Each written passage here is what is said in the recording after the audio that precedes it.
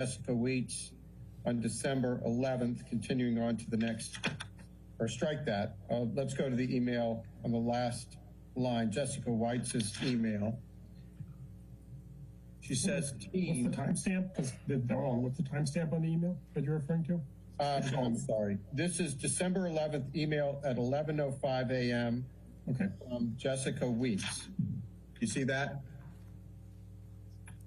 Okay. And she says, Amber sent back the op-ed with final edits from her legal team, which specifically neutered much of the copy regarding her marriage and the domestic violence. Do you see that? I do. Is that consistent with your recollection? I'm not sure about the use of the term neutered here, but I do know that her lawyers removed references to her marriage and divorce. And then she writes, the goal is to get this out this week to capitalize on the tremendous campaign for Aquaman. What does that mean? That means, from the ACLU's perspective, that Amber is about to receive an incredible amount of press and be in the public eye. So what better a time would it be than now to put out this op-ed so that it generates significant readership about our issues? And Amber agreed with the ACLU on that point, correct? I believe the answer is yes. Every step of the way we were making these decisions with Amber's PR representatives involved. Okay, let's move back to an email in the middle of 257. Okay.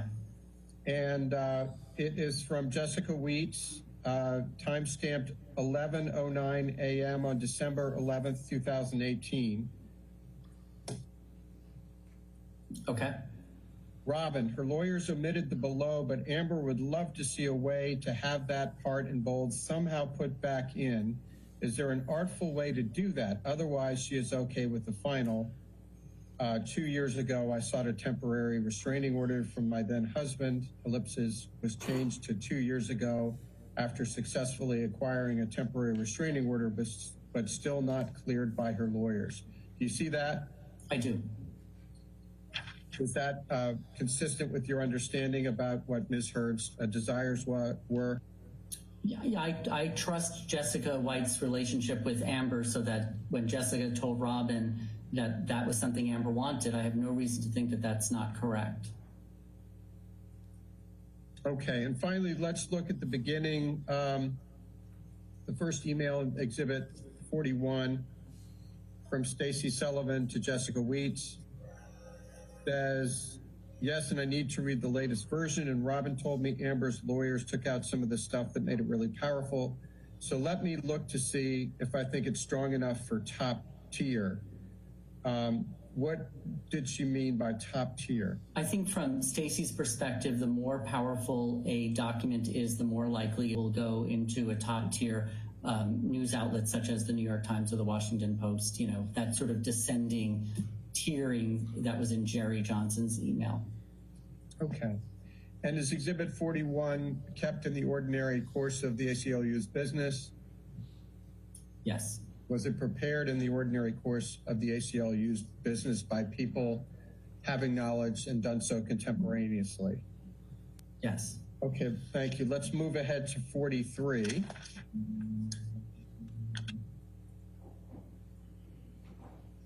Yes, sir. Stand by.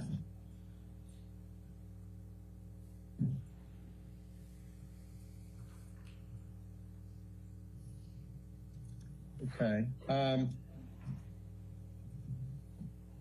Directing your attention to the first page in Exhibit 43, from Jessica Weitz to Sean Walsh. Who is Sean Walsh? Sean Walsh at www.rconsulting.com. I don't know who that is. This is an email that includes in it people other than ACLU employees and ACLU consultants. So I'm assuming it's somebody relating to, one of Amber's representatives, but I don't know for sure. Do you know who Eric George is? Yeah, George, BGR firm. Yes, Eric George was one of Amber's attorneys. And she's announcing to the group that it's going to the Washington Post at triple exclamation points. Correct. Take it the ACLU was pleased that it was placed in the Washington Post. Correct. And I believe you testified earlier, but I just want to confirm for the record, the ACLU took on the responsibility of attempting to place the op-ed, correct? Correct. And why the ACLU instead of Amber or her PR team? Placing op-eds about matters such as this is the kind of thing that is the bread and butter for the ACLU. And so I don't recall if a conversation happened about whether her PR people or our PR people should be in the ones that do the work to place this, but it is fully consistent with how we do our work that we placed this one. All right, let's go back to Exhibit 42, if you don't mind.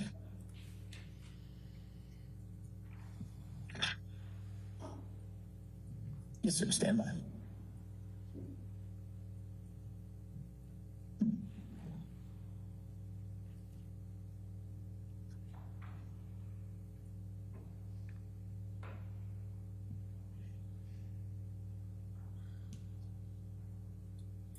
Have you ever seen this document before, Mr. Doherty?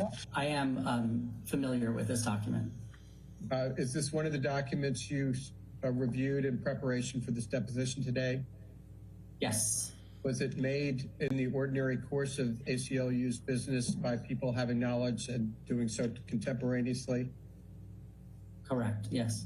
Was it maintained by the ACLU in the ordinary course of business? Yes. Would you please direct your attention, sir, to page Bates number 1181. In the middle of the page purports to be an email from Stacy Sullivan, Michael Larrabee, and others at the Washington, well, I'll just say Michael Larrabee. Who is Michael Larrabee? Michael Larrabee appears to be a person who was a contact that Stacy Sullivan had at the Washington Post. And so she reached out to him first about placing the ad. And then because she received a bounce back out of office from Mike Larrabee, she sent her original request to Michael Duffy and Mark Laswell, also at Washington Post.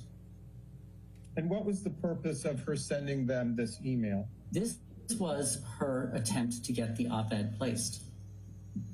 And she writes, "Hey, Michael, wondering if we might interest you in a piece by Amber Heard, who, as you may recall, was beaten up during her brief marriage to Johnny Depp, on what the incoming Congress can do to help protect women in similar situations." Did I read that correctly? Yes, you read it correctly. All right, let's look, please. Let's turn to Exhibit 73.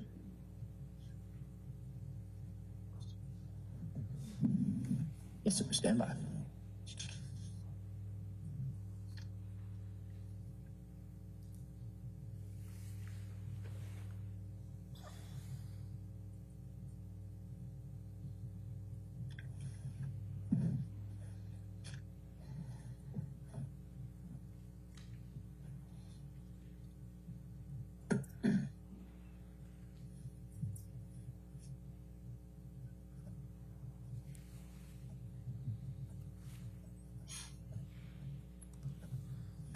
Doherty, have you ever seen this document before? Yes. Is this the online copy of the op-ed that the ACLU placed? Yes. Directing your attention to the title, Amber Heard, I spoke up against sexual violence and faced our culture's wrath. That has to change. Who came up with that title? Based on my investigation, I'm not aware of I'm not aware that the ACLU had any role writing the name of the op-ed piece. And my understanding of how op-ed pieces work is that it is the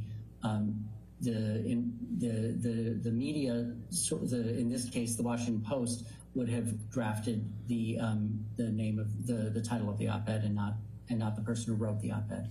Did the Washington Post seek the ACLU's or Ms. Heard's approval of its title?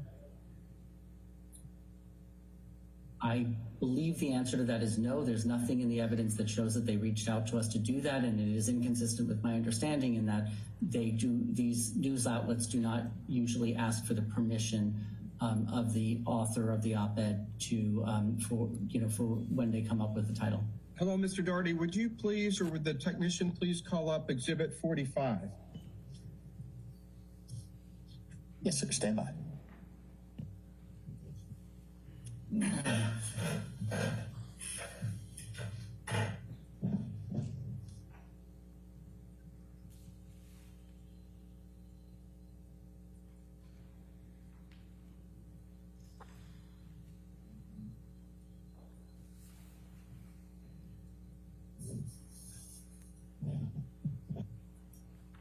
Mr. Doherty, have you ever seen plaintiff's Exhibit 45, which is Bates number ACLU 623? Hold on, I'm just making it a little bigger. Okay, yes, I have seen this document. And is this one of the documents you reviewed in preparation for your deposition? That's correct. And what is it? This is an article that was in US Today and specifically ties Amber's statements in her op-ed piece to Johnny Depp. And when Jessica White says so much for not mentioning JD, what did she mean? I speculate that she was saying that there were significant efforts made by Amber's attorneys to take out the references to Johnny Depp and her marriage, and yet nonetheless, people made that connection. And in particular, the reporter for the USA Today took her to be referring to Johnny Depp when she spoke of being the victim of domestic violence, correct? Correct. Was this document prepared in the ordinary course of the ACLU's business contemporaneously by people having knowledge? Yes, it was. Was it maintained by the ACLU in the ordinary course of business? Yes. And would you please move ahead now to Exhibit 46?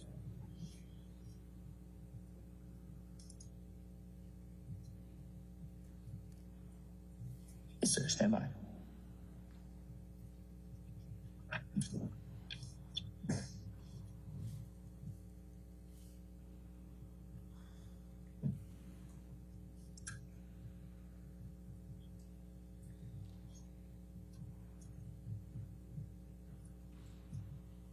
Mr. Doherty, have you ever seen Exhibit 46, which is ACLU Bates number 1287? Yes. What is it?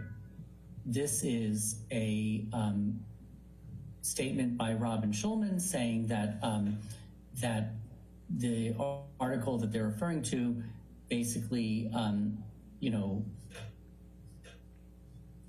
recasts everything that is said, but ties it to Johnny Depp. So Ms. Schulman is agreeing with Mrs. White's characterization that the USA took Ms. Heard to be referring to her allegations of physical violence by Johnny Depp, correct? Yes. And she says it's kind of amazing that they just grabbed the entire op-ed and rewrote it using Johnny's name. Why was it amazing? I don't know why she found it amazing. Because that was consistent with your understanding. She was referring at least in part to Johnny Depp, correct? Yeah, based on my review of prior drafts of the op-ed, I knew that there were that she was referring to Johnny Depp and her marriage. Was Exhibit 46 prepared in the ordinary course of business by people having knowledge contemporaneously? Yes. Was it maintained in the ordinary course of the ACLU's business? Yes. Okay, let's move to Exhibit 59, please,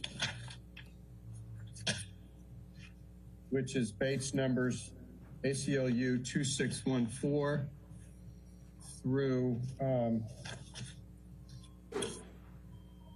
2616.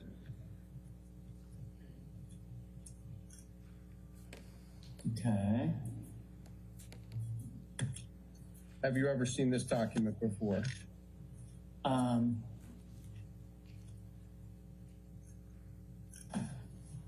Scrolling to the beginning. Yes. And what is it? This is a conversation among ACLU employees regarding what were the amounts contributed to the ACLU that were connected to our relationship with Ms. Hurd. And is this Exhibit 59 kept in the ordinary course of the ACLU's business? Yes. And it was prepared contemporaneously by people with knowledge in the ordinary course of the ACLU's business, correct? Correct. And looking at the chart on ACLU 2615, this is the same contributions chart that you testified about earlier from Salesforce, correct? Correct. And again, as in the prior exhibit, this chart or ledger does not reflect the $100,000 contribution from Johnny Depp in Amber Heard's name in August of 2016, correct? Correct. And you still can't account for why that wouldn't have been included. We assume that there was an error made in not including that in Ms. Heard's account, where we keep the records of her in Salesforce. Although Anthony, as you see, then raised the very question, what about the $100,000? And directing your attention to the first page in this exhibit, do you see the email from Mr. Romero to Mr. Moresco? Subject, a quick question. Mr. Romero asked, did Elon's other gifts come from Vanguard? To what does that refer? My personal knowledge is that Anthony was just asking whether other gifts from Elon Musk had been issued from recommendations he made to Vanguard regarding his donor-advised fund at Vanguard. And Mr. Moresco then responds, one of them, yes. His $5 million gift in February 2017 was from Vanguard. Do you see that? I see it. And if you look at the next page, Vanguard was the same entity that made the soft credit contribution in Amber Heard's name to the tune of $500,000, correct? Correct. And he says, in any case, my understanding was that the $500,000 from Vanguard was recommended by EM. Do you see that? Yes. And EM stands for Elon Musk, correct? Correct.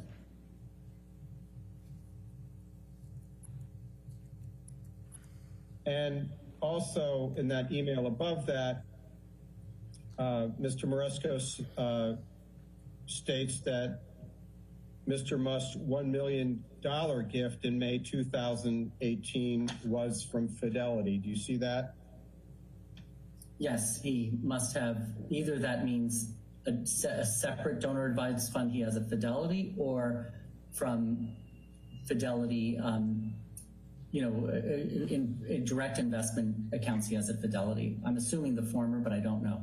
And if you look at the next page in the Salesforce chart, the second payment credited to Ms. Heard for $350,000 as of December 11th, 2018 came from that same Fidelity, correct? I don't know the answer to that question. I know that it came from a Fidelity donor advised fund, the $350,000, but I don't know if it is Elon Musk's donor advised fund at Fidelity.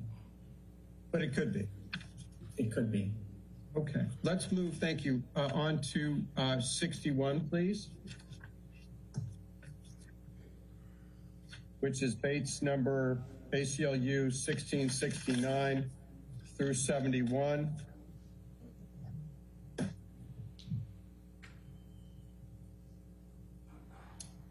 Directing your attention to the last email in this exhibit from Jill Sargent to Inga Sarda Sorensen and Tyler Richard. Who were Inga Sarda Sorensen and Tyler Richard? Inga and Tyler are both senior communications department strategists in our communications department. Okay. And Ms. Sargent from Reuters asked, I'm preparing some material while awaiting a verdict in the Johnny Depp libel trial in London and wanted to fact check Amber Heard's current previous links with the ACLU. Do you recall that Mr.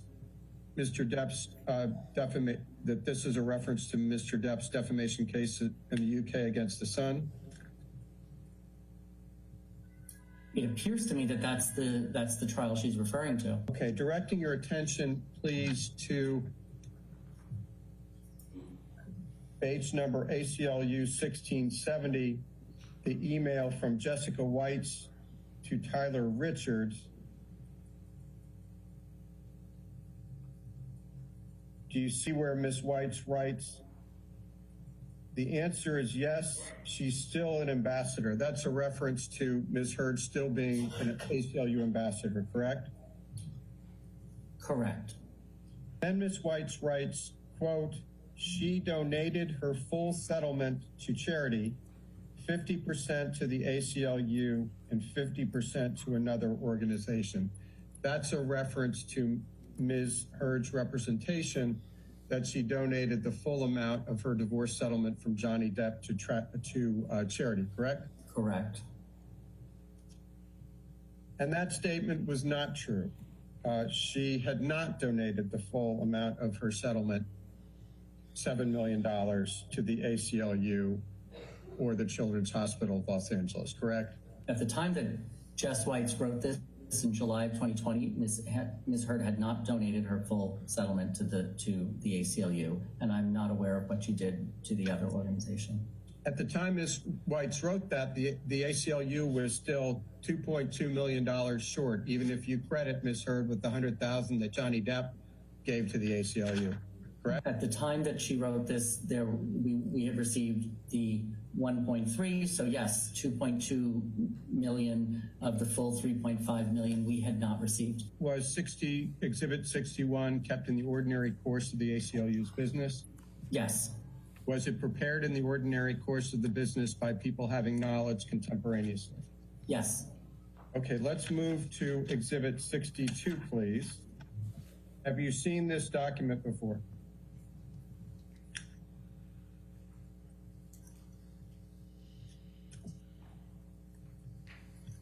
Yes.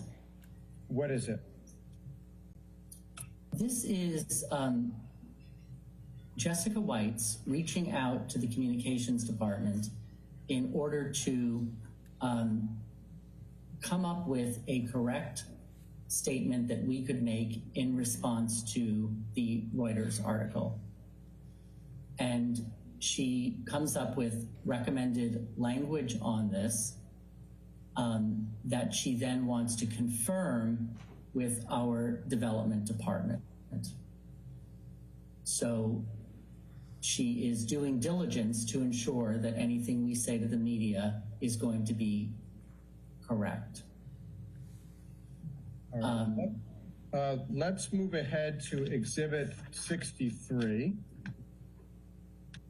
Do you have that in front of you? I'm just making it larger right now. It just arrived. You ever seen this document before? Yes. What is it? This is back and forth between Richard Tyler in the communications department, Jessica Whites, and another communications department junior person, Ava Lopez. And it all concerns what we can say to, what we should say to Reuters in response to their question about Amber and her contributions to the ACLU. And this was prepared in the ordinary course of the ACLU's business, correct? Correct. And it was prepared and maintained in the ordinary course of the ACLU's business, true? True. Correct. Let's look at the second page of the exhibit, an email from Tyler Richard to Jessica Whites. Mm-hmm. Who is Tyler Richard? It's Richard Tyler, and no, it's Tyler Richard. That's right, Tyler Richard, and he is a senior person in our communications department. And Mr. Richard says, Amber Heard is an ACLU ambassador for women's rights since 2018. She also pledged her full settlement to charity. Do you see that? I do. And Ms. White's responds, yeah, I think that's safer. I had nightmares about this last night. I'm very upset. Do you think this is okay? Why was Ms. White so upset about the characterization of Ms. Heard's charitable donations or lack thereof? My understanding is that as a communications department professional, Jessica was concerned about these news articles that were appearing and what impact they would have on, how the ACLU and its work with Amber is seen. She was concerned that the ACLU was not telling the truth about Amber's paying the $3.5 million, correct? I don't see it that way. I see it as her doing everything she can in order to produce a correct statement to the press. Wouldn't the correct statement to the press be that she's short $2.3 million? As I testified earlier, that's not the kind of thing that we would ever say about a donor to the ACLU. Instead, we would, especially when it isn't the fact that there was any specific time period by which we were supposed to have received, any specific amount of money, considering that she didn't sign the pledge agreement, and therefore, there's an attempt so as an organization, we attempt to work with our donors who are having financial difficulties in order to receive, the funding from them that they want to give to us. So no, I don't see this. I don't know. We would, in that sort of scenario, we would never say she's short anything. Directing your attention to the email at page number ACLU 1700. Okay. From Ms. Whites to Mr. Richard, dated July 31. She says, I'm just stressed about her and the difficulties with all this. Who is her? Assume that is Amber Heard. Why was Ms. White stressed about Amber Heard? Because this is a stressful thing to have these kinds of news reports out there, and in particular about an ACLU ambassador. What kind of news reports are you referring to?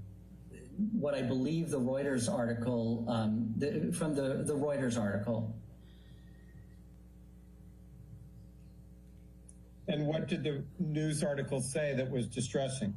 I think it was the tie between the attempts to make Ms. Heard look poorly in the press regarding her donations. But did you talk to Ms. Whites in preparation for this deposition? Yes, I did. What did she tell you about the donations and how she was stressed about Ms. Heard? Ms. Whites didn't say anything specific about that. You didn't ask her about why she said she was stressed about Amber Heard and the difficulties with all this? I believed in reviewing the documents that I had an understanding of why this was a difficult situation for many people. So the answer is you didn't ask her about that, did you? I did not ask her that I question. guess we'll have to. Did you ask her about the nightmares she had about Amber Heard and why she had what the substance of her nightmares were about Amber Heard? No, I did not.